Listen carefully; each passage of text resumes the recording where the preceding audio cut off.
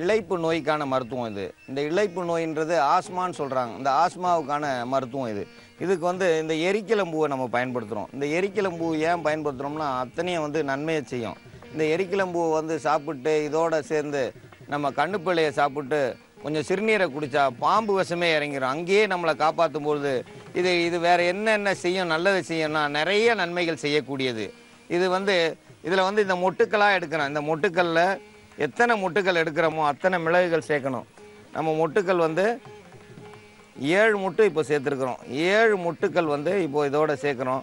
இந்த 7 மொட்டுக்கு வந்து 7 மிளகு சேர்க்கணும். இந்த 7 மிளகு போதுமானது.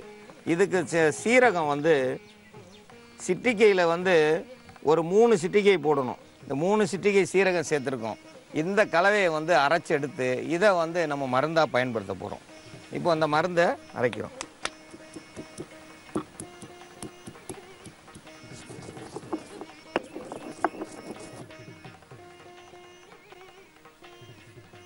அரைச்சி எடுத்துட்டோம். இந்த 7 எரிக்கிளம்பூ இருந்துச்சு, 7 மிளகு இருந்துச்சு, 3 சிட்டிகை அளவுக்கு நம்ம சீரகம் போட்டிருக்கோம். இதில் வந்து தேன் கொஞ்சம் ஊற்றிருக்கோம் ஏற்கனவே.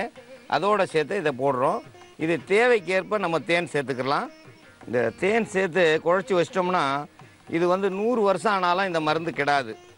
அது எவ்வளோ இதுவாக இருந்தாலும் இதில் எந்த ஒரு தவறுமே வராது.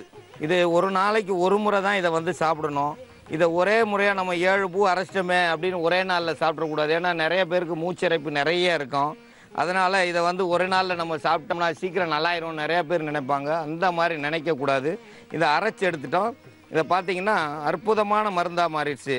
இந்த அற்புதமான மருந்தை நம்ம வந்து ஏன் இந்த மாதிரி இது பண்ணுறோம்னா இதனுடைய கலவைகள் சரியாக வரணும். இதில் எந்த ஒரு இதுவும் தெரியாது. இதில் இந்த ஒரு விரலில் தொட்டிருக்கோம் பார்த்தீங்களா, இந்த அளவுக்கு மருந்து போதுமானது. இந்த ஒரு விரலில் தொட்ட அளவுக்கு நம்ம வந்து ஒரு மனிதனுக்கு கொடுத்தோம்னா அவங்களுக்கு எவ்வளோ இறைப்பு நோய் இருந்தாலும் சரியாயிடும்.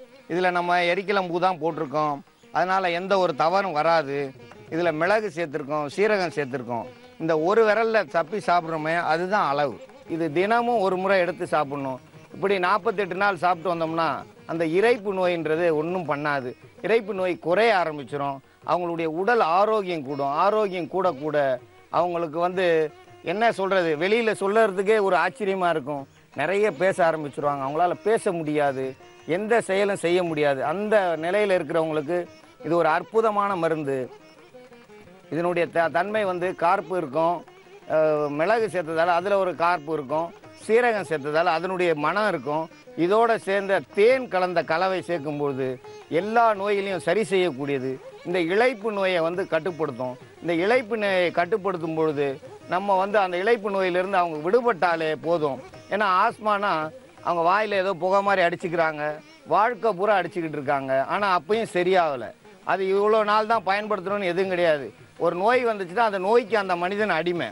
அந்த அளவுக்கு இருக்கக்கூடாது. எப்படி நம்ம உடம்புல நோய் வந்துச்சோ அதே மாதிரி அந்த நோய் போயிடும். அதனால் நமக்கு தெரியாத மருந்து இருக்கும். ஆனால் தெரிஞ்ச மருந்து இருக்கிறது வரைக்கும் பயப்பட வேண்டியதில்லை. இந்த முறையை பயன்படுத்தணும். அளவு கண்டிப்பாக தேவை. நம்ம விரலில் தொட்டு எடுத்து நக்கி காமிச்சோம் பார்த்தீங்களா, இதுதான் அளவு. இதை விட அளவு அதிகமாகலாம் இருக்கக்கூடாது. குழந்தைகளுக்கு இருந்தால் ஒரு மிளகு அளவுக்கு தான் கொடுக்கணும். நல்ல கவனம் தேவை. மிளகு அளவுக்கு தான் குழந்தைகளுக்கு கொடுக்கணும். அதுக்கு ஒரு விரல் நிறைய எடுத்து இந்த நாக்கில் தடவிடக்கூடாது. பெரியவங்களுக்கே ஒரு நாக்கில் ஒரு விரலில் தடவுனா போதும். சிறு குழந்தைகளுக்கு ஒரு மிளகளவுக்கு தினந்தோறும் கொடுத்துட்டு வந்தோம்னா அவங்க உடம்புல உள்ள அந்த இளைப்பு நோய் போகும். இது எவ்வளோ நாள் வச்சுருந்தாலும் கெடாது. ஏன்னா தேன் கலந்துட்டோம்.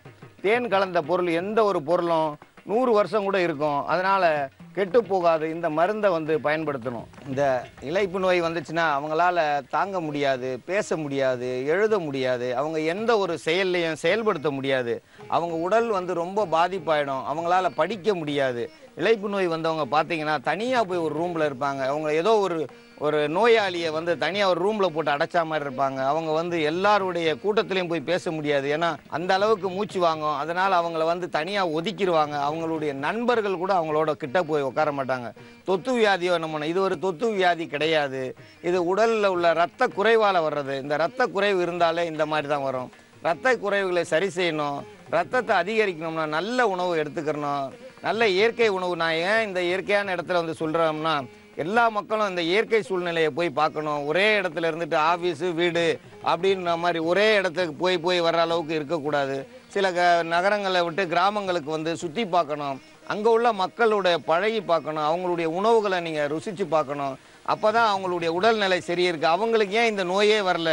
எங்கள் ஊரில் எவ்வளோ கிராமத்தில் எவ்வளோ பேர் இருக்காங்க, ஒருத்தர் கூட இந்த நோய் கிடையாது. ஏன் கிடையாதுன்னா இந்த இயற்கை நோய், இயற்கையிலே அவங்க சுவாசம், அவங்களுக்கு வந்து இயற்கை காற்று அதிகமாக கிடைக்குது. அங்கே வந்து செயற்கையாக தான் இருக்குது, எல்லாமே புகை மண்டலமாக போய்கிட்டு இருக்கு. இயற்கை காற்றில் இருக்கிறதால அவங்களுக்கு வந்து அந்த ஆஸ்மான்ற பேச்சுக்கே இடம் இருக்காது. அங்கே வந்து எல்லா வீட்லேயுமே கொசு மருந்து இருக்குது. அது பற்றாக்குறைக்கு புகை மண்டலமாக இருக்குது.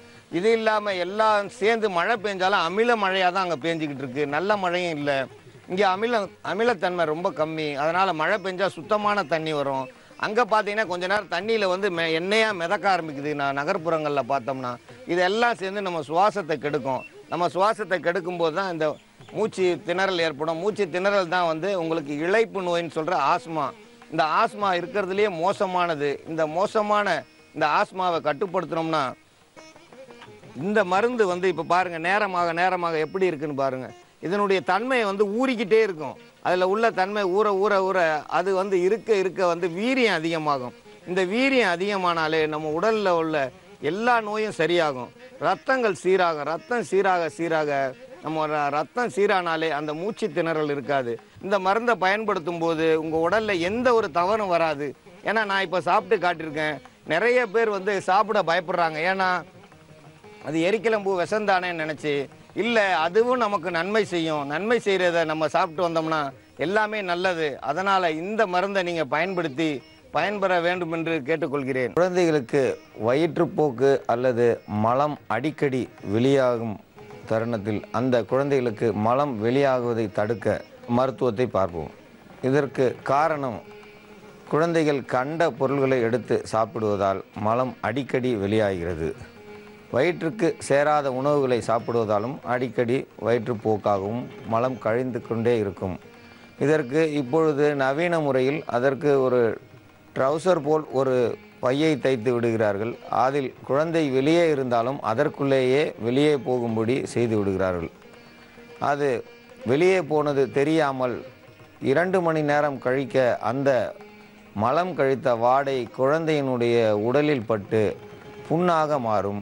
அல்லது அந்த வாடை சேராமல் குழந்தைக்கு ஒவ்வாமையாக ஏற்படும், வாந்திகள் வரும். இது யாருக்கும் தெரியாது. அது பெரிய தவறான செயல்.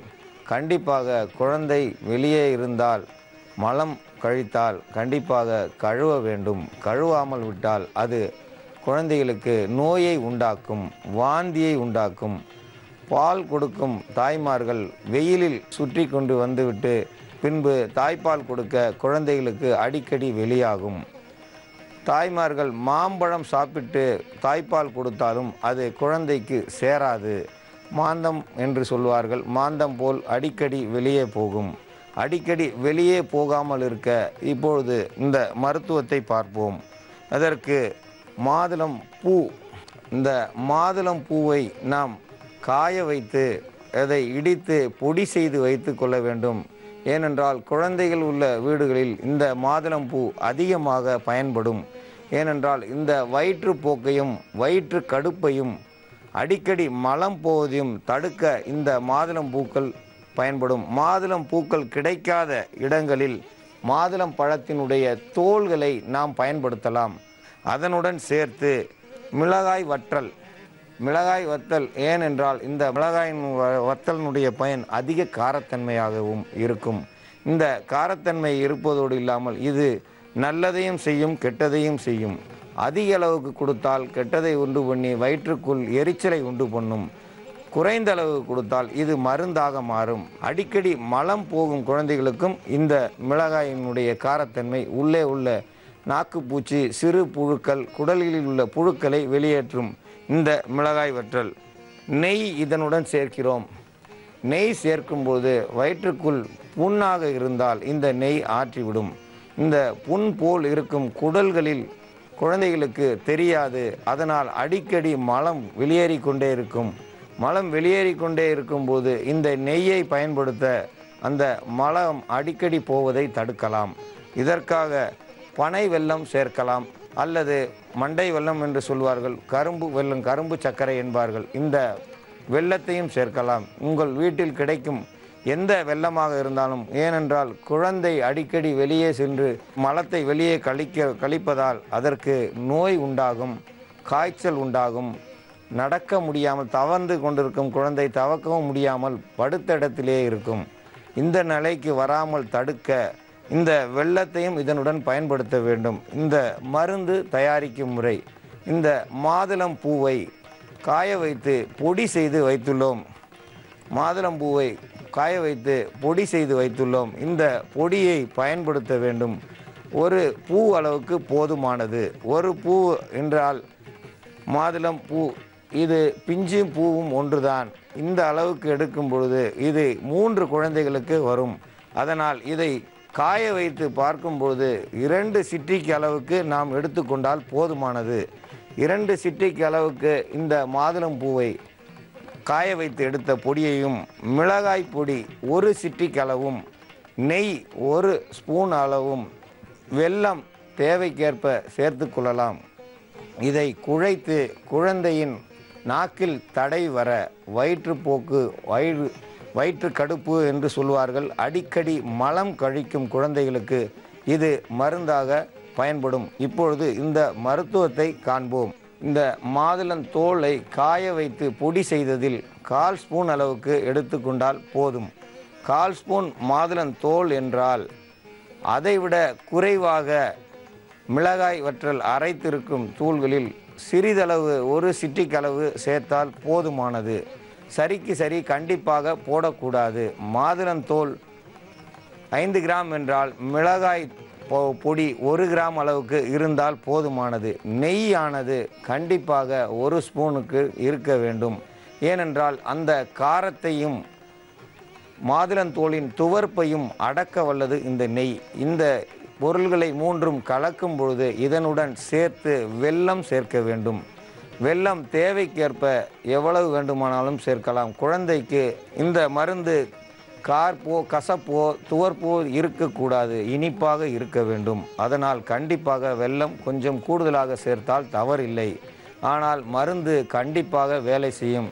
இதில் ஒரு நெல்லிக்காய் அளவு கொடுக்க இந்த குழந்தைகளுக்கு அடிக்கடி வெளியே போகும் மலத்தை கழிக்கும் குழந்தைகளுக்கு வலிகள் இல்லாமல், மலம் அடிக்கடி போகாமலும், இரத்தம் மலத்தினுடன் வெளியேறாமலும் அந்த குழந்தைகளுக்கு சுகமாகும். நம் முன்னோர்கள் சுலபமாக எல்லாவற்றிற்கும் இந்த மருந்தை பயன்படுத்துவார்கள். இப்பொழுது குழந்தைக்கு சிறிய வலி ஏற்பட்டால் மருத்துவமனைக்கு சென்றால் குறைந்தது 1000 ரூபாய்க்கு மேல் வரும்.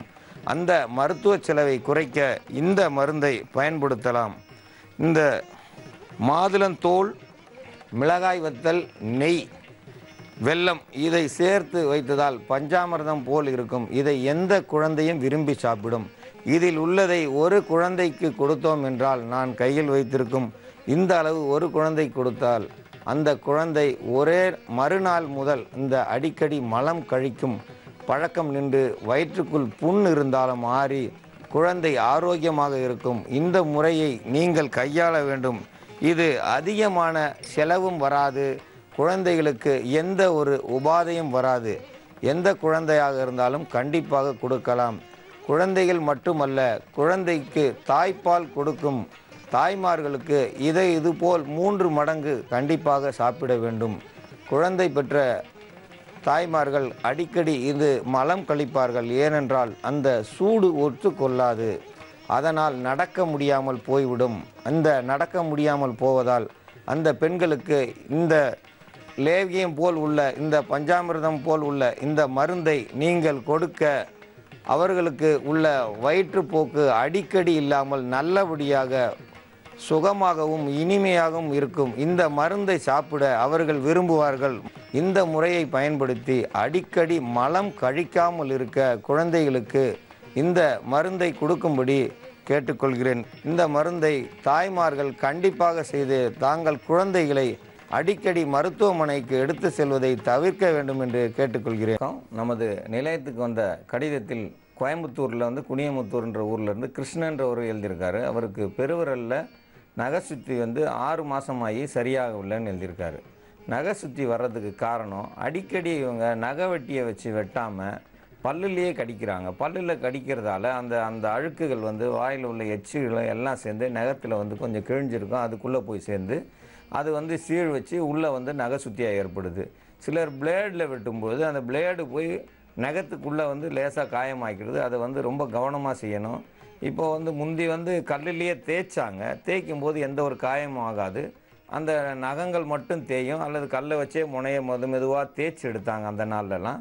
இப்போ அதுக்குன்னே நகை வெட்டி வந்துருச்சு. அந்த நகை வெட்டியை பயன்படுத்தி சுத்தமாக வெட்டினா அந்த எந்த ஒரு இதுவும் வராது. கைகளில் உள்ள அழுக்குகள் அல்லது வேறு ஏதாவது ஒரு குச்சியோ எதோ எடுக்கும்போது நகத்துக்குள்ளே குத்தி அந்த குச்சி உள்ளே வந்து காயமாக்கி அந்த காயத்தில் வந்து சீழ் வச்சு சலம் வச்சு அது வந்து நகை சுத்தியாக மாறும். இப்போ பல்லில் கடித்து எடுக்கிறாங்க. சில பேர் பேசும்போதே கடிச்சிக்கிட்டே இருப்பாங்க.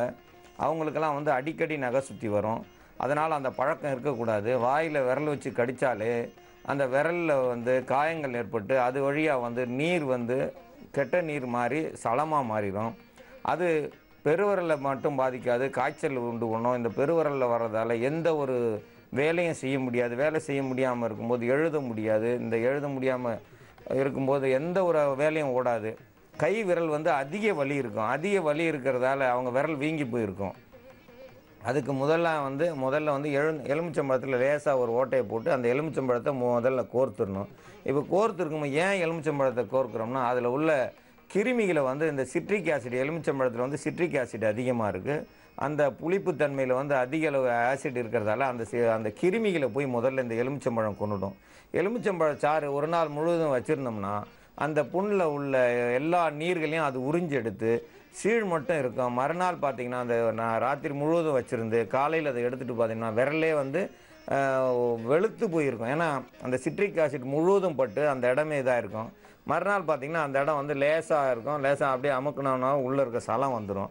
அப்படியும் வரலன்னா பால் காய்ச்சுவோம் பார்த்திங்களா, பால் காய்ச்சின பால் ஆடை எடுத்து அந்த ஆடை கட்டி இதை எடுத்து மெதுவாக சுற்றி அதுக்கு மேலே ஒரு துணியை சுற்றி அதை இரவு முழுவதும் வச்சுருந்தோம்னா அந்த பாலினுடைய நெய் அதனுடைய பதம் தான் மேலே இருக்கிறது.